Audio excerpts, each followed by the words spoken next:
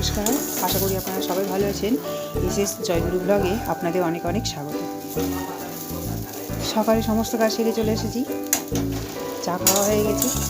এখন করছি আলু ভাজা, ডাল সিদ্ধ হয়ে গেছে। আজকে মিশানো ডাল, 5 রকমের ডাল মিশানো। আলু ভাজা হচ্ছে, ডাল হবে, বাঁধাকপির ঘন্ট হবে। আপাতত এটি হোক, তারপরে আবার পরে দেখা যাবে কি করি না করি। এদিকে মিঠি খেলাধুলা শুরু করেছে, একটা কেক বানিয়েছে। এই যে আটা দিয়ে কেক বানিয়েছে ও।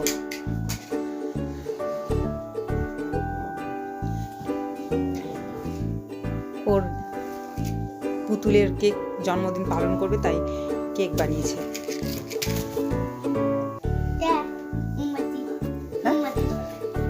মোমবাতি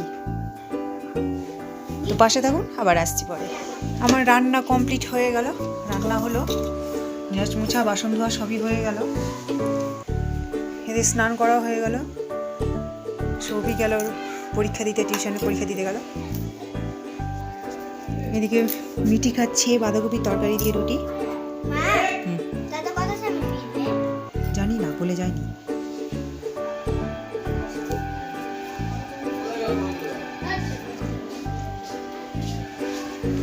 খাচ্ছে, খাক।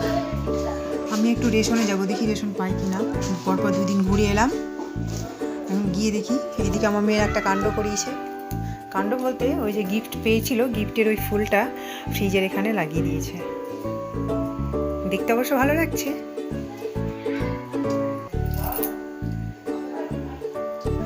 তো পাশে থাকুন, আবার আসছি। এদিকে দুটো পায়রা বসে আছে, কপতি। এতক্ষণ ঘরেই ছিলাম, রান্না বান্না করে সব কাজ ছেড়ে ঘরের মধ্যেই ছিলাম। মিটি গান গাইছিল, তার সাথে সাথে আমিও গান গাইছিলাম। এইমাত্র ছাদে এলাম, এখানে এসে দেখছি দুটো কপতি বসে আছে রোদের মধ্যে। ভাই যাবি না, উড়ে যাবে। পায়রা, দেখতে ভালো লাগছে পায়রা। ওই তো পায়রা, মানে ছেলে মেয়ে? হ্যাঁ। কোনটা ছেলে আর কোনটা মেয়ে জানি না। ও, এটা মানে ছেলে, ওটা মানে মেয়ে। দেখতে ভালো লাগছে না পায়রা? যাবি না, উড়ে যাবে কিন্তু। এটা মানে ছেলে আর এটা মেয়ে। এটা ছেলে, ওটা ছেলে। হ্যাঁ, চলে গেলেই কিন্তু উড়ে যাবে। যাবি না ওখানে? হ্যাঁ, আচ্ছা, দেখতে ভালো লাগছে। না না, যাবি না।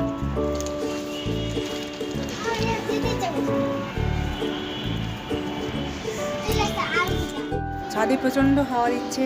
এইমাত্র ছাদে এলাম, এখানে দেখি দুটো পায়রা ওইখানে বসে আছে। ওই যে, যাই হোক, রান্না টান্না করে আমি আর নিচে গান গাইছিলাম নিচে। ঠান্ডা লাগলো, তাই ছাদে এলাম। একটু বাদে যাবো, আবার খাওয়া দাওয়া করবো, খেতে বসবো।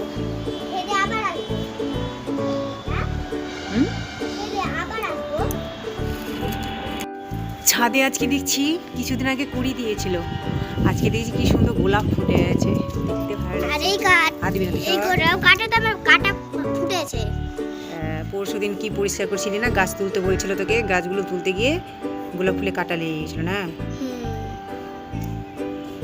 কবে জানো? কবে? পরশু না তরশু। কি সুন্দর গোলাপটা। 10 আমরা নিচে যাচ্ছি, খেতে খিদা পেয়েছে, খাবো এখন। সৌভিক উপরে ছাদে পড়ছে এখনো, ওইও নামবে। আমরা নেমে যাই, তখন আমরা গিয়ে ঘরে তালা চাবি খুলে খাওয়া রেডি করি। হ্যাঁ হ্যাঁ, চল। হ্যাঁ, খুলতে পারবি? এনে চাবি না, নে খোল।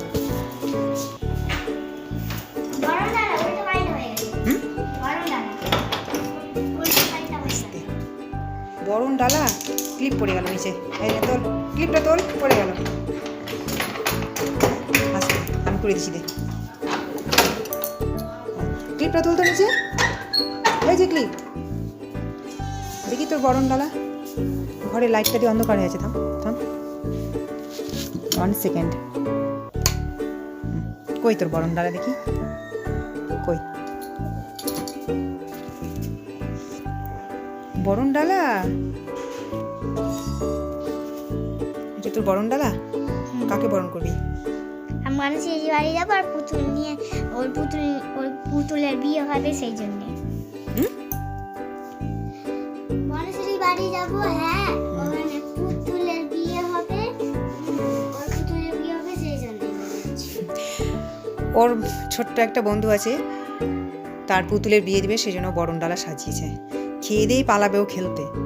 এখন ছুটি না, লেখাপড়া নাই, মজার মজা। এখন বাজে 3:10। সবাই খাওয়া দাওয়া করে জল ভরে এলাম। এখন টাইমে জল আগে 3টায় দিত, এখন 2:30টায় দেয়। জল ভরে এলাম। শাক এনেছি, শাকটা বেছে নেব। কালকে শাক করব আর ভাবছি একটু মাংস করবো। যাই হোক, আজকে শাকটা বেছে রাখি, কালকে সুবিধা হবে। আমি তাই করি, শাক এনে বেছে রেখে দিই, তারপরে দিন সকালে রান্না করতে খুব সুবিধা হয়। আমি যেদিন কাজ করব তার আগের দিন কিছু কাজ, মানে প্রায় অর্ধেকটা কাজ আমি এগিয়ে রাখি। এইভাবে আমি করি কাজ, তাহলে আমার কাজকর্ম করতে খুব সুবিধা হবে। তো শাকটা বেছে নিই। শাক বাছা হয়ে গেছে, এতগুলো আবর্জনা বেরোলো, এখন তুলে ফেলবো।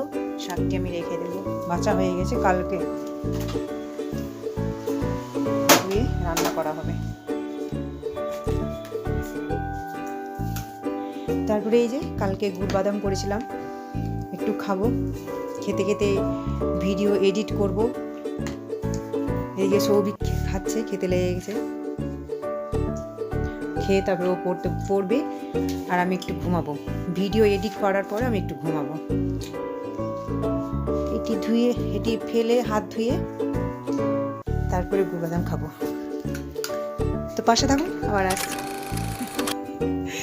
মিঠি গুড় বাদাম নিয়ে বসে আছে, খাচ্ছে, মুখে 2 দিকে লাগিয়ে বসে। দেখি মুখ দুটো, দেখি ঠোঁটে কি লাগালি দুটো। ওরে বাবা, ছোট বাচ্চাদের মতো। মুখ বন্ধ কর, গোটা মুখ ভরে লেগে আছে। ছি ছি, যাও হাত ধুসে যাও।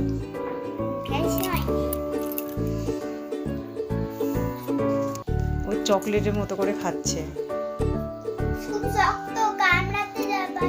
এগুলো শক্তই হয়। খেয়ে মুখ ধুয়ে এসে যাও, গোটা মুখ ভরে লেগে আছে। বাচ্চারা যেমন খায় না, নিয়ে নিয়ে গোটা মুখে লাগিয়ে টাকিয়ে একাকার করে, সেই রকম তুই।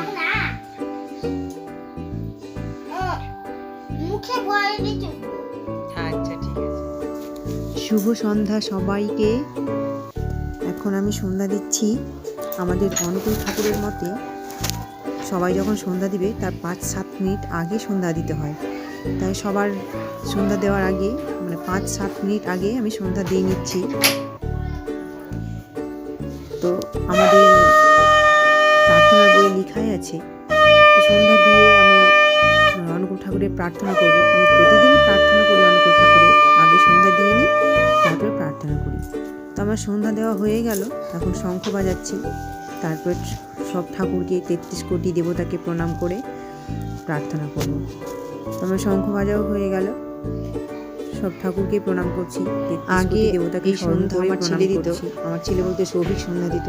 মেয়ে তো আমার ছোট, মিঠি এখন ছোট, ও এখন পুজো পাঠ সন্ধ্যা আচার কিছুই করে না।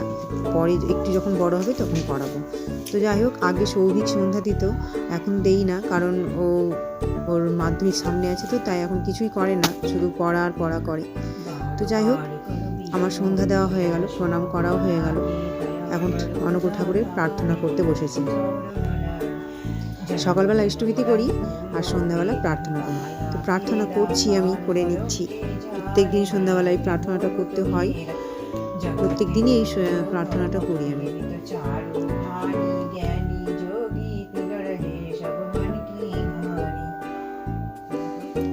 সৌভিক এইমাত্র টিউশন থেকে আসলো, আসার পথে ও টাকা নিয়ে গিয়েছিল, সাথে ছানা জিলিপি আর সিঙ্গারা নিয়ে আসলো। মিষ্টি ঢালতে না ঢালতেই আমার মেয়েটা শুরু করে দিয়েছে খেতে।